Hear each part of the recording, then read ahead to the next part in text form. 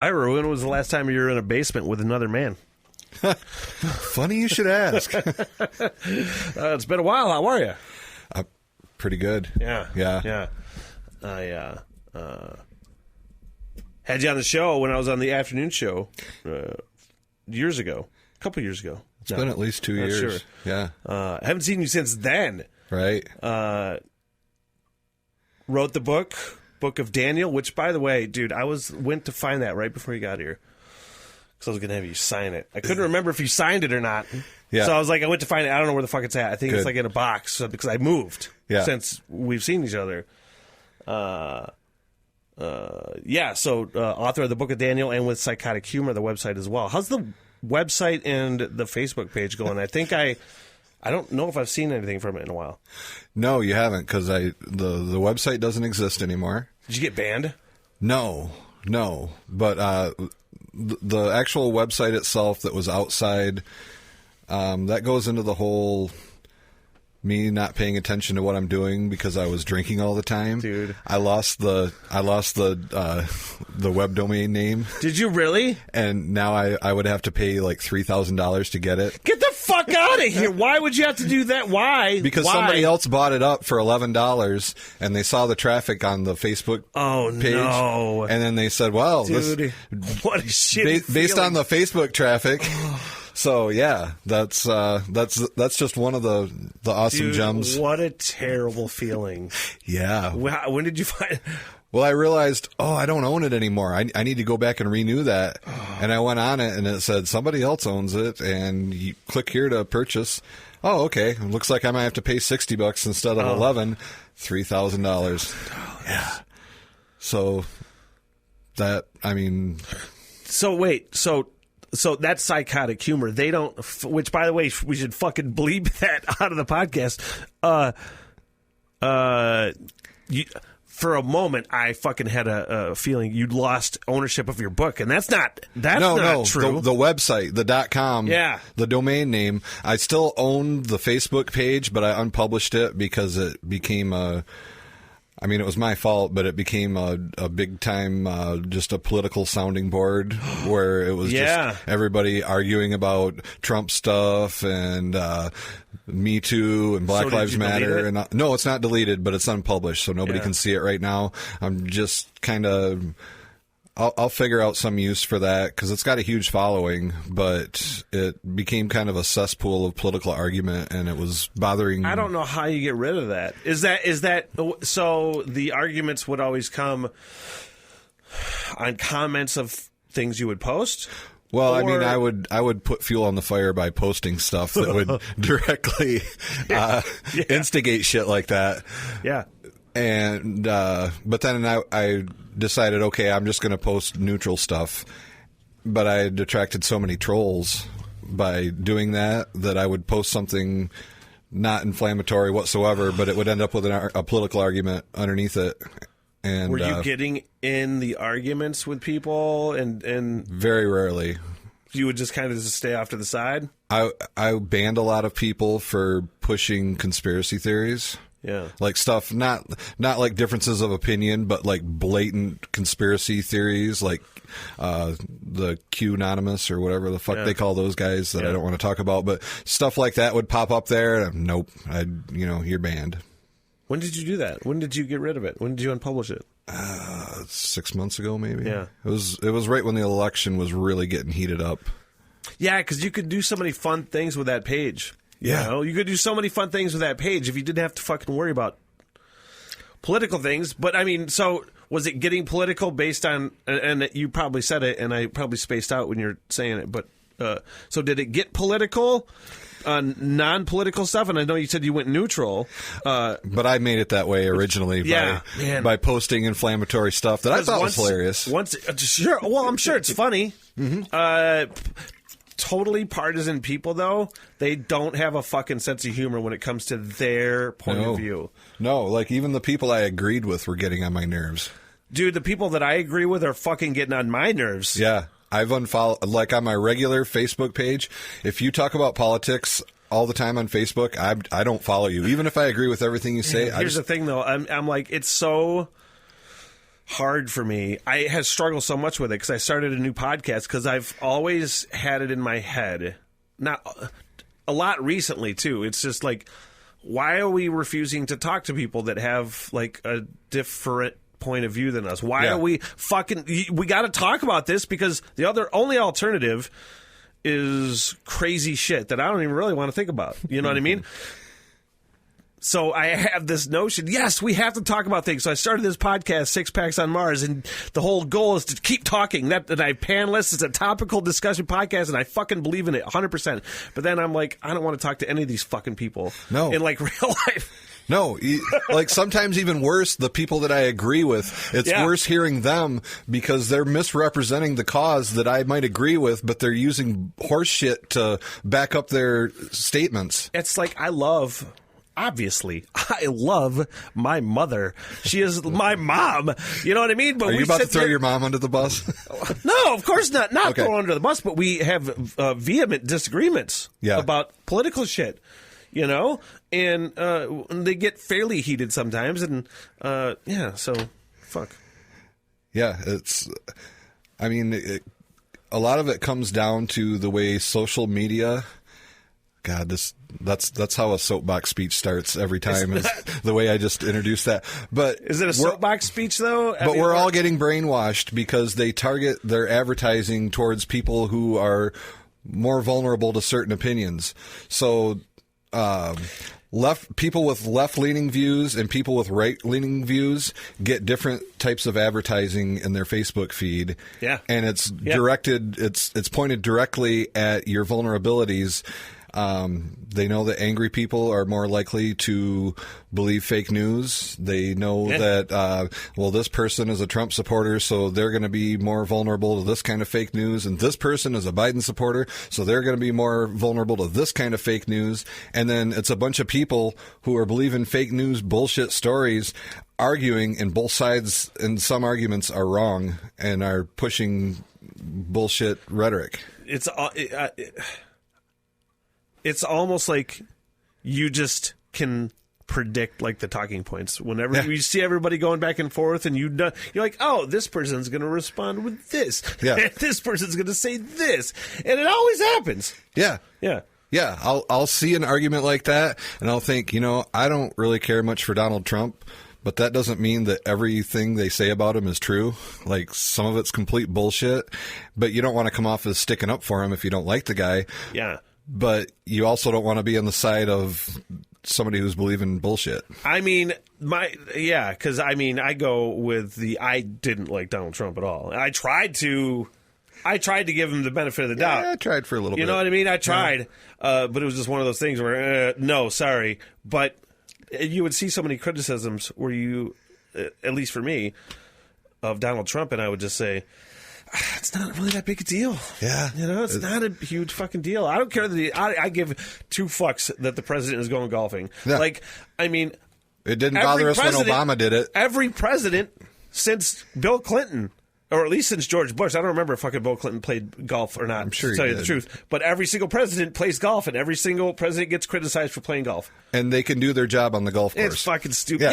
Yeah, it's the most business-like fucking sport in the world. You can do everything from the golf course.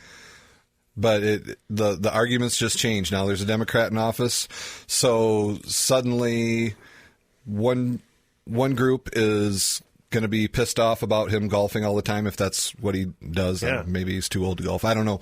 But and then the other side's going to be defending it, and then one side's going to be criticizing it. And it's just they're just switching platforms because now the other side's in office. I usually go with the philosophy. It's entertaining to watch on social media to an extent, but I've gone so far past that now.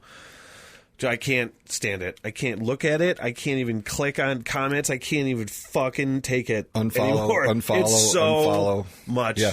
It's so much. I don't know how people thrive on it. You know? It annoys me. It makes me uncomfortable. It makes me anxious. I get pissed off over stuff that I don't have any control over. You're already pretty anxious. You're already pretty anxious, dude. Yeah. You got, first of all, we talked about doing a podcast forever together. Yeah. You came on the radio show before. But specifically, when we talked about finally doing a podcast together, you said that you had wanted to talk specifically about, your journey to sobriety. Yeah. And I'm like, well, that's cool. Now, but here's the thing. Like, I didn't do any prep for this podcast. I have no fucking clue what you want to talk about. I have no clue other than we just talked about politics for a fuck ton. Yeah. I have no idea where this podcast is going to go. But you wanted to talk specifically about your journey to sobriety. And I'm like, that's cool. That's a great topic. And it was somebody that I like, and it's something that people can relate to, hopefully. Yeah. Yeah. So, like, I know that you were struggling with it for a minute. Or at least for a minute. What the fuck? That seems like I'm minimizing it, and that's not the case. But it's just, you had been struggling with it for a while. Yeah. Yeah. But you finally got clean. Yeah. Right? Yeah. So, start with this. Because you wrote the Book of Daniel. Yeah. Talk about that book. And again, I don't know where the fuck my copy is. It's in a box somewhere. Yeah, I hope you never find it, because I'm actually pretty embarrassed about that book. Because it's just... I was drunk when I wrote it. So? Does it make it not honest? Because I feel like when you're drunk is when you're the most honest. Unless you're trying to be interesting and funny, and you're trying too hard, and you're embellishing stories that maybe... I mean... The most craziest stories out of that book are true. Yeah. But I had to add in a lot of filler because there's shit from the story. It's mostly a true story. There's a lot of things that I didn't remember. So I had to make stuff up. So I would, the author that kind of likes to make himself look like the hero in the book and, sway the facts a little bit to make myself look a little cooler than I actually was in that situation. So it's storytelling. Some of it is storytelling, made up stuff. There's nothing wrong with that. I don't like the book. I mean, look, hey, I understand that. I understand that point of view, because a lot of times I'll look back on, and it's different but similar. I'll look back on stuff I've done where I know I've been hammered or something. You know what I mean? I've done podcasts hammered before, and I look back on them and I'm like, well, that's fucking embarrassing. Yeah. Why the fuck would I even want to take part in something like that? So I understand that point of view. But I just think that we, and when I say we, people in general, you're just too critical of yourself. You know what I mean? You're way too critical of shit you do anyway. I fucking murder myself over these podcasts. Seriously. I'm sure. You know what I mean? Yeah. Yeah, I've listened to sound bites of myself being on your afternoon show and thought, man, just trying to be funny, but were you hammered? I wasn't actually hammered, but I was always altered. I'd gotten very drunk the night before every time, and probably was I on the show 3 or 4 times? Yeah, something like that. 3 of the 4 times I had taken pills before I came in because, I got to be at my best, so I want to feel my best, and I want this hangover to go away. So you're talking about pills, like Vicodin, opiates, stuff like that, and I was starting to get used to them at that point, so they weren't.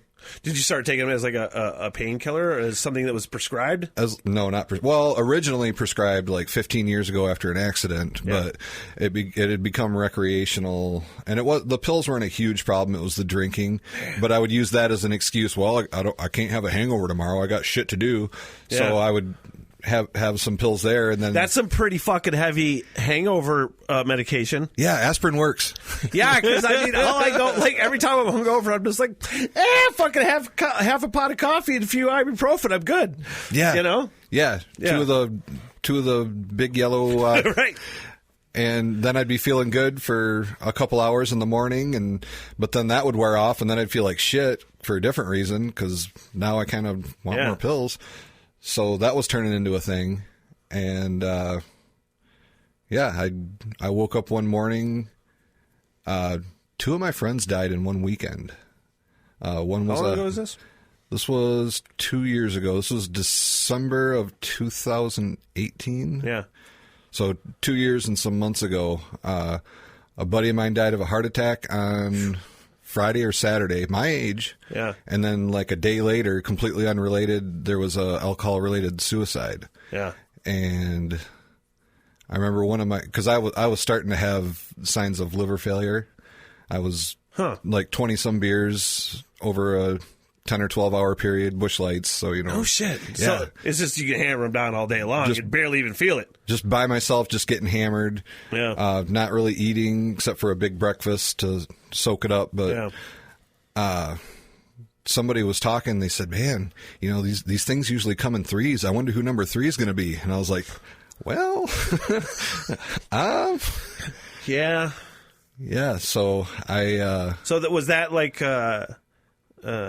Was that? I don't want to say a wake up call because that's exactly what it was. Was that it? Was that? That was. I mean, I was in a relationship that was a whole different nightmare. Somebody that I shouldn't have been with. She was kind of awful, but that's not what we're here to talk about.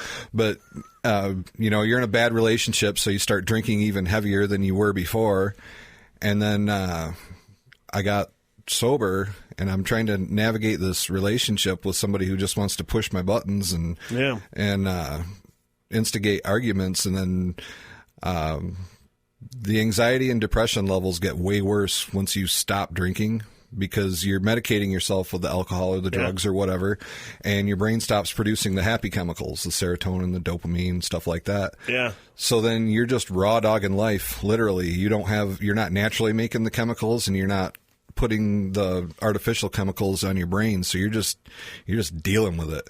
So how much of this did you learn, like, after the fact, or did you learn as it was happening? As it was happening, yeah. Did you go to any sort of like counseling or anything? I went to AA for a couple months, and after a while, I didn't feel like I needed that anymore. It was more depressing than anything. Yeah. Like, fuck, I don't want to think about this all the time. I'm trying to move away from this, and I go to these meetings, and you see these people that are struggling so mightily, and I didn't really think about it. I was getting to the point where I wasn't thinking about it that much outside of the meetings, but sometimes I'd walk away from the meetings feeling more depressed than I was when I got there. So, really? Yeah. So why is that? Just different things affect different people in different ways. I was going to a lot of therapy, one-on-one therapy, and I had a really good therapist, and she... that actually makes way more sense, because I could see, at least for me personally, I could see having way more productive mental health therapy, going to a therapist rather than fucking AA or something, Well, yeah, because now you're dealing with a medical professional who specializes in this stuff. And, she explained to me, well, what's happening to you right now is you're going through a detox period, and it can last up to a year. For me, it lasted about 9 months. Yeah. And I got this crazy girlfriend who's diagnosing me with all these mental illnesses. And and I went to my therapist. I think I have borderline personality disorder. And my therapist actually made fun of me over that one, because she said, when you're going through this detox period, what you're going through can mask itself as a lot of mental illnesses. Mm-hmm. And I was really scared, because I was behaving kind of bizarrely at times, and I felt like I didn't have control over it, and it was scary. Yeah. But that kind of stopped happening after about 9 months. But yeah, that. You don't hear about that much. You don't hear about... No, I'd never heard that when she explained it to me. That, because alcohol isn't looked at the same way that hardcore drugs like meth and heroin are, but it has a lot of the same impacts on your mental health, especially if you abuse it for, I was an alcoholic for 24 years. I mean, I'll always be an alcoholic, but I was an active drinker for 24 years, and the last 15 was pretty hardcore. How long did it take for you to... how hard was it to say the words, I'm an alcoholic? It took me about 3 or 4 meetings to come out and say it. For it to just hit? For me to actually say it and admit it. And I think the first time I actually said it, I gave the disclaimer of, I still don't really feel comfortable saying this, but my name's Ira and I'm an alcoholic. Yeah. And it just got easier to accept as time went on, and staying away from it became easier as I accepted what I'd always denied while I was drinking. How much has your lifestyle changed now that you're not drinking?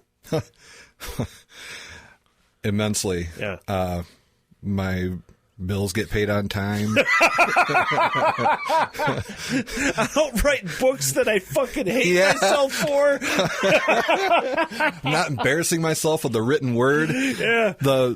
I use the Facebook memories to go back 10, 12, 7 years and see shit that I wrote when I was... Dude, I've had so many of those moments where... Do you just delete them? No, I use that as a learning tool, man. Well, I use it as a learning tool. I go, oh, God, Jesus, why the fuck did I say that? Yeah, God, somebody was fishing for attention. Yeah. But I just delete everything. Man. I've got a really good job now. I'm making pretty good money. I'm supporting myself. Nice. I have furniture in my apartment now. Look. A nice bed and everything. Dude. It's crazy. A bed is key. Yeah. I have always had a decent bed, but it's always been like a bed that I inherited from an ex or something. You know what I mean? A brand new bed with a pad and things is fucking incredible. I've learned all sorts of stuff about sleeping that is great. Because women don't want to date a guy who sleeps on a mattress on the floor with no sheet. Yeah. You know? No. I mean, that's awesome. That I have a couch, Smitty. A couch.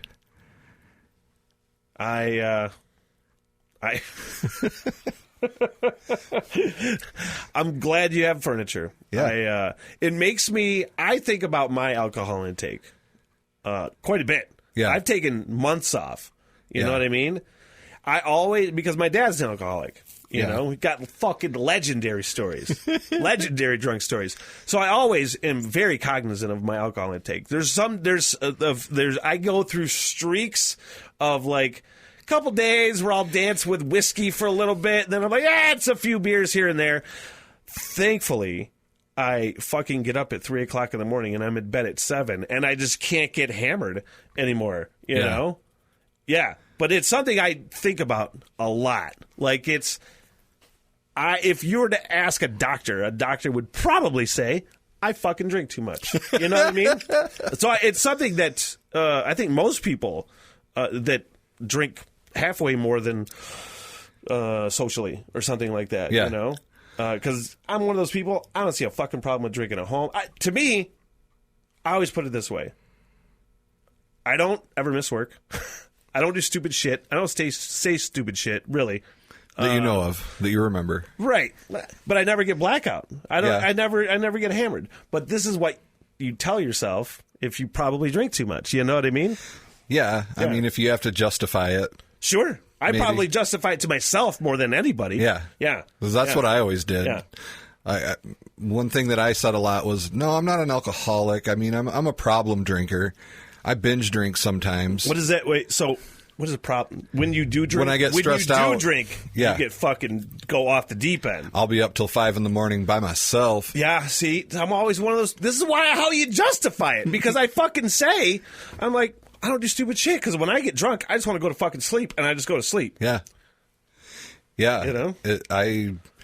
I get this, like, extra adrenaline that makes me... I start having fun is what it is. By myself, listening to music, pounding beers. Tim Logan's like that. Tim Logan quit drinking a few years ago. My co-host, great friend. Yeah, and I hope he's okay with me talking about this. But he was one of those guys that fucking... You're not getting him to go to sleep ever. He is up and he is wired and he is doing shit and getting hammered along the way. I'm the opposite. I go to bed. I'm in bed at 8 o'clock. Done.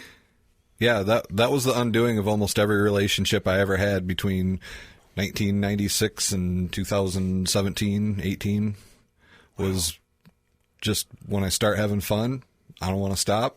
I don't want to go back to feeling the way I felt before I cracked that first beer. So is it so then it's...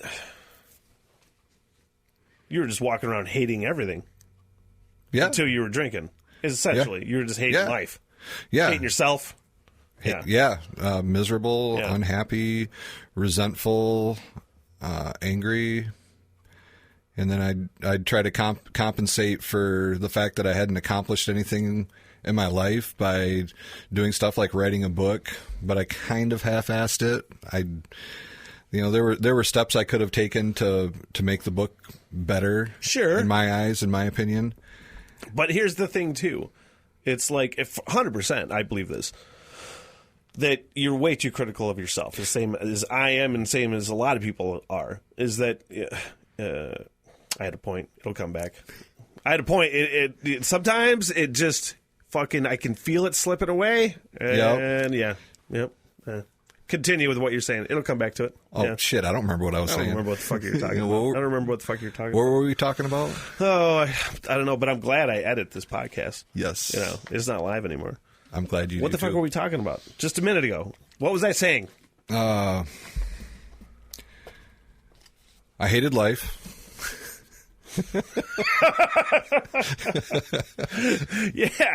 Yeah. What the fuck else? What was I saying? What were we talking about? I think we were just talking about... Man, fuck, it was a great point. Whatever it was a great point. Yeah. Trust me. This could have been a great podcast. Yeah. I mean, hey. I shoot for 75%. That's 75%. That's good. That's good. We were talking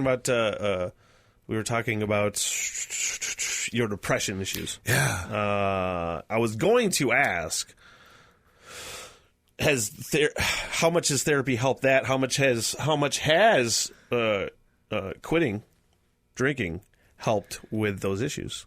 It's okay. This is one of my favorite things that I used to say in meetings when I still went to them was, I thought that I drank because life was hard, but in reality, life was hard because I drank. Because okay. I would give myself, say I had a job, and maybe it wasn't the best job in the world, but there was room to climb and go somewhere in the job. Well, on my third or fourth day, I would show up hungover. And I wouldn't do as good of a job as I could have done. And I would be miserable being there. I would be unhappy being there. So I would stress myself out by working at, 75% capacity or 50% capacity. And I'd go home and I'd be in a bad mood because I had a bad day at work because I got drunk the night before. Well, when you're an alcoholic and you have a bad day, what do you want to do? Drink. Yeah. So I would start doing that, and you're... like what I talked about before, where you're killing the happy chemical production that your brain, and after a while, your brain just isn't producing those chemicals, and the only way you can feel happiness or joy is artificially. Yeah.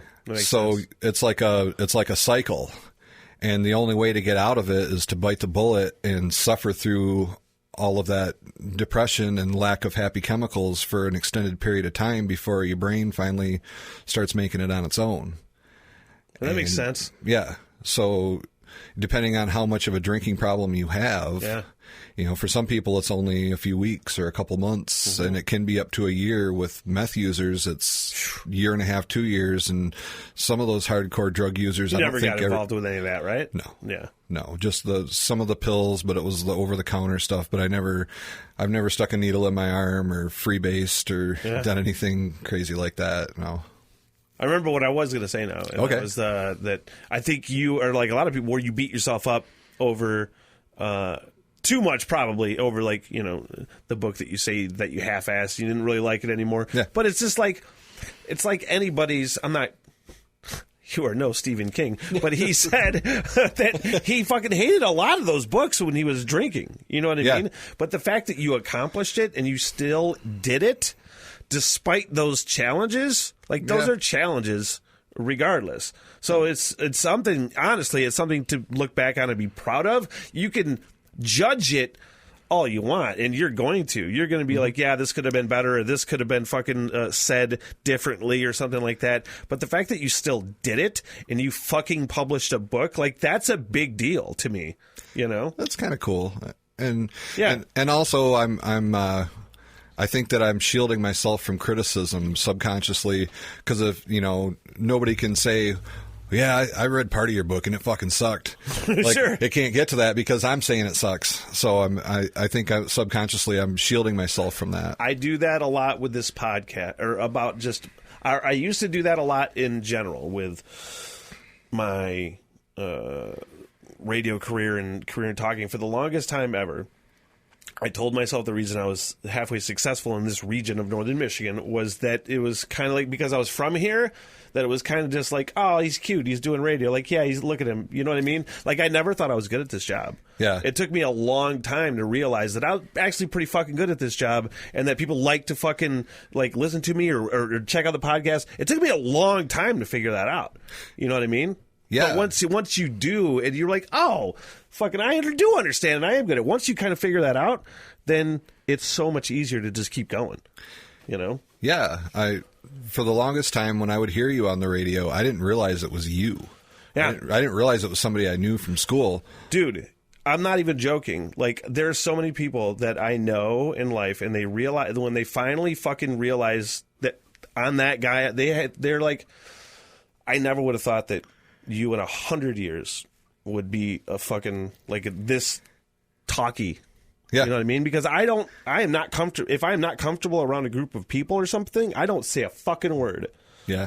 You know, because I'm just not comfortable, and I feel judged, and I feel like I am stupid. You know what I mean? That's where alcohol comes in handy. Have you tried it? Yeah. Well, luckily Huge leg up for social anxiety. Thankfully, I don't really drink my feelings away. Okay. Although I do whiskey therapy on occasion. Yeah. But no, it's just the way you grow up, and the way I grew up was poor.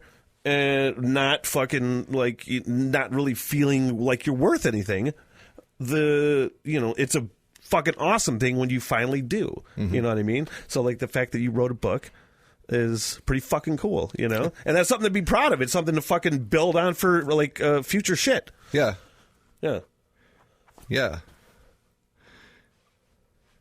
So write another fucking book, is what I'm saying. Do something. Get your fucking website going again. Can you loan me $3,000? No. And I'll... No. I mean, maybe I'll pay you back. Well, I mean, even if you were to say that 100% you would pay me back, I would say no, because I work in radio and I don't have $3,000 to give you. Yeah, and we're in the middle of a pandemic, sir. And I certainly wouldn't pay you back, most likely. So, yeah, don't. How many times did you try to get sober? There were a few times where I would quit drinking for maybe 6 weeks. Just to see how it felt? No, that's it. Really? Time to get my shit together. And one time I started taking these pills that make you actually allergic to alcohol. Mm-hmm. And I took those. I've heard about that. It just sounds... My dad is an alcoholic, like I said. And when he got sober, he took those for a while. Yeah. And they made it so you would get violently ill if you took a sip of alcohol. And I took them for close to 3 months, and I knew that you have to stop taking the pills for a few weeks before you can drink without getting sick. Yeah. And so after close to 3 months, I stopped taking the pills because, right then I made the decision that I'll just have a couple beers. It's not going to hurt anything, Yeah. And that's how I got back into it. And that was 2012, I think. Dude. 2012, the last time you stopped and did a stint. Oh, when you took the pills. Yeah, when I did the pills. Yeah. I mean, when I was younger, I think that I had a lot of fun. I think I was fun to be around when I drank for the most part. That's what I remember. Yeah. That's what, yeah. Yeah, I think I only hung out with you once, like in a party atmosphere. Yeah, and I was just out of the army, or I was on leave from the army. I can't remember, but I just remember you being loud, and it was just one of those fun kind of drunkies, having fun. Yeah. And I think it was at that. I remember that fucking party, dude, and it's just the shit we were talking about. I was at that party, not saying 2 fucking words to anybody. I knew Josh Haller at that party, and that was it. And I remember I'm like, well, I am not talking to anybody, so I'm getting the fuck out of here. Yeah. See you guys later. I was over there like, who's that square? He's not talking to anybody. Yep. What a fucking loser. Yep. He should get drunk like the rest of us and stop caring what people Dude, think. I leave so many parties because I get conversationed out. It's different if I'm at a place where people know me as Smitty. And I tell people this sometimes. going out to places a lot of times is exhausting because I feel like I gotta be yappy. And I don't want to be yappy. I just want to shut the fuck up, drink my beer, and maybe shoot the shit a little bit. But it's different now that if people are aware that I'm on the radio or something, it's easier to be myself. It's easier if you can be Nate, but when Smitty the legend shows up, then he's got to be Smitty. And fucking jeez. You're a legend. That's a good podcast closure point. Oh, man. Is there anything else you want to get out? No. Are we going to record those guitar videos? I don't know. I want to. I don't know. We have to talk about it. Yeah. I'm putting you on the spot while we're recording right now. So that we have to talk about it. What's funny is because I don't know exactly what I want to do yet. You know, we were talking off the before we started recording about, I'm starting all this new podcast shit, and it's like, so first of all, it's fucking stressful. Yeah. LLCs and oh yeah, all that shit and websites, and I'm really the only one doing it. I have a few people helping me with a few things here and there, but by and large, it's just me doing it. It's not my strong suit. It's organizing and getting things done that I have anxiety about. Mm-hmm. It's just like, but I don't know what I want to do yet. I know I want to do some sort of music type of things, but I just don't know what I want to do yet. We were talking about Ira's getting in a band in your mid-40s. You're joining a band. Yeah. What's that like? It's crazy because I've never played with a drummer and a bass player before. But you have played guitar at least a little bit. Yeah. I started taking it seriously about a year ago, taking lessons and practicing a lot in my room. The pandemic kind of helped me out on that because I was just alone in my bedroom playing guitar for hours at a time. What kind of music does your band play? Is it hippie jam bandy stuff, or is it rocking out? It's more rock. It's I guess my guitar playing kind of falls similar to the AC/DC sound, not in quality, but just in style. Sure. and the guitar tones that I use. I have a lot of guitar idols, and most of them I can't play like Jerry Garcia. I can't emulate almost anything he does because most of it's really complicated. But AC/DC, the early stuff, that's some pretty simple stuff. All the shit, all the AC/DC stuff, and it's not even a knock against AC/DC. It still sounds the same as it did 45 years ago. Yeah, it's like the fucking quote from Angus is like the best quote, and this is back when they had 12 albums, and he said, "Fucking yeah." Somebody accuses us of having 11 albums that all sound the same, and he said, "That's bullshit. We have 12 albums." Yeah. I've seen that quote. That's a great quote. It's great because it's true. Yeah, like he owns it, he knows it, but we don't really have any singing going on yet. Mm-hmm. Chuck Light is the best guitar player in the band. He plays drums for us. That makes sense. Yeah. And we got Megan Anderson's playing bass, and Doug Koger's kind of our Neil Young when he's around. He plays with us and makes us better, but he's not always there. Well, that's fun. We'll talk about it. We'll get we'll figure. Yeah, I just wanted to document this conversation, so I brought it up while you were recording. There's a chance, albeit slight, there's a chance, because I edit, I could just delete this whole fucking conversation out of the podcast. But you have to hear it before you delete it. Here's where it goes south. Yeah, click. True. That's true. So that'll at least plant another seed. I'll leave it in. I like to have the brainstorm public sometimes. Sure. Sure. Sometimes you get a good idea. I do that shit a lot. I will brainstorm on the air or on a podcast. I'll just all of a sudden decide to start talking about, hey, what should we do on this fucking show or something? Yeah. You know what I mean? Because that's fun. Yeah. Yeah. So, what I want to do with you is sit here with my guitar and just make some video clips of me playing stuff that I've written and see how cool it looks. I bet you'd look the coolest. If it looks cool and sounds like shit, we can turn the volume down. We'll figure it out. Figure something out. Yeah. Ira, Winfield, great to see you. Yeah, always. I think we'll do another podcast at some point. I would love to. I think we'll do another podcast. We'll talk music. I was going to say we could do some music. We can talk music. We could do a music one for sure. Yeah. I can put you on the spot. We can do some kind of challenges or something, Or or we could pause and I could do a little research if so I don't sound like a fucking loud Oh, no. mouth. One of my favorite things is just off the cuff make people look like assholes. Yeah. Yeah. Spouting off untrue facts. Yeah. All right. Well, cool. Thanks, man. Yeah. Till next time. For sure. All right.